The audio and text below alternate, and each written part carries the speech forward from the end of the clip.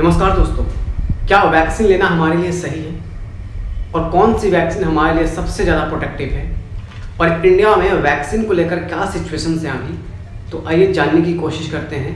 दोस्तों, जब 2020 में कोविड-19 से पूरा देश प्रभावित था, उस समय हमारे पास किसी भी प्रकार की वैक्सीन नहीं थी, लेकिन आज हमारे बीच बहुत सारी वैक्सीन आ चुकी है, जैसे एस्ट्राजेनेका, फाइजर, स्पुतनिक 5, कोविशील्ड और कोवैक्सीन।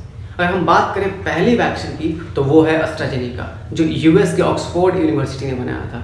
इसका अगर परसेंटेज देखा जाए प्रोटेक्शन में, तो जब आप फर्स्ट डोज लेते हैं इसका, तो ये आपको 68% प्रोटेक्ट करता है, और वही जब आप सेकेंड डोज लेते हैं 52 डेज के बाद, तो वो आपको 86% प्रोटेक्शन देता है कोविड-19 के अंदर। दोस्तों, इस वैक्सीन के कुछ साइड इफेक्ट भी देखने को मिले हैं, जैसे ब्लड क्लॉटिंग। यूएस और नॉर्वे में ऐसे बहुत सारे केस मिले हुए हैं ब्लड क्लॉटिंग के, जिससे लोगों की डेथ हुई है, और इसीलिए एस्ट्राजेनेका को लेकर बहुत सारी कंट्रोवर्सी हुई थी उस टाइम।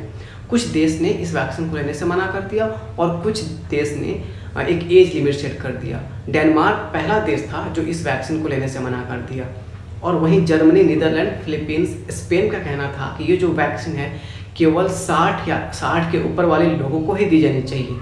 वहीं कनाडा और फ्रांस का कहना था कि ये 55 वाले लोगों को दी जानी चाहिए या इसके ऊपर। वहीं ऑस्ट्रेलिया का था 50।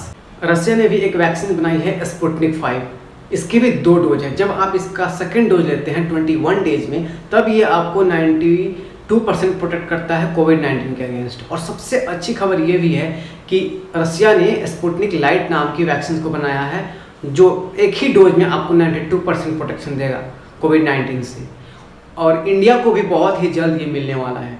अगर हम बात करें भारत की, तो भारत में 2 वैक्सीन बनी है, कोविशील्ड और कोवैक्सीन। जो कोवैक्सीन है वो भारत खुद अपने बेस पर बनाया है, और कोविशील्ड जो है वो एस्ट्राजेनेका के आधार पर बना हुआ है। अगर हम बात करें सबसे ज़्यादा कौन सी वैक्सीन दी जा रही है, तो वो है कोविशील्ड। क्यों? क्योंकि इसका जो मैन्युफैक्चरिंग रेट है ये ज़्यादा है कोवैक्सीन के कंपैरिजन में।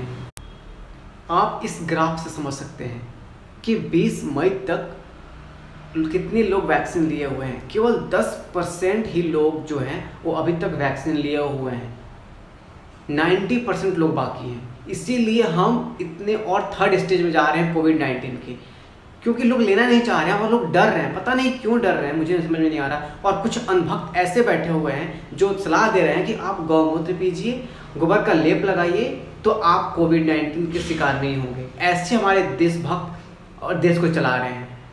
आप समझ गए होंगे कि मैं किन के बारे में बात कर रहा हूँ। दोस्तों, आप कुछ मत सोचिए, आप लोगों के बातों में मत आइए, आप वैक्सीन लीजिए, तभी हम इससे जीत पाएंगे कोविड-19 से।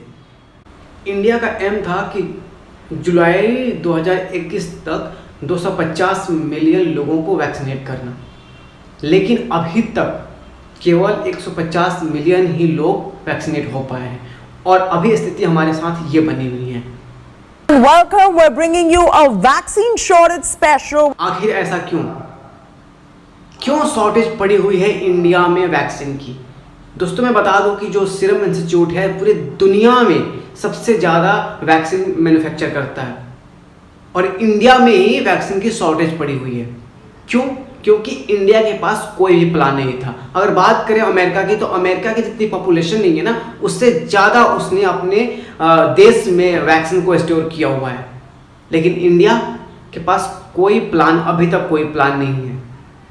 बता दूं कि इंडिया में 5.4 मिलियन पर डे लगेंगे टोटल लोगों को वैक्सीनेट करने के लिए, तब जाकर सही तरीके से इंडिया वैक्सीनेट हो पाएगा। लेकिन भारत में बन कितने रहे हैं? 2.5 मिलियन ही पर डे वैक्सीन बन रहे हैं। तो आप सोच सकते हैं कि अगर इस तरीके से होगा तो हम लोग कितने लोग वैक्सीन ले पाएंगे और कितने लोग नहीं। इसलिए भारत को भी इस बारे में सोचना चाहिए और ज़्यादा मैन्युफैक्चर करवाना चाहिए, क्योंकि अब सारे लोग तैयार हैं वैक्सीन लेने के लिए। अगर आपके माइंड में ये भी आ रहा होगा कि कौन सी वैक्सीन बेस्ट है, तो दोनों ही वैक्सीन बेस्ट है। जो भी मिले आप लगवाइए, प्लीज़ लगवाइए आप सब।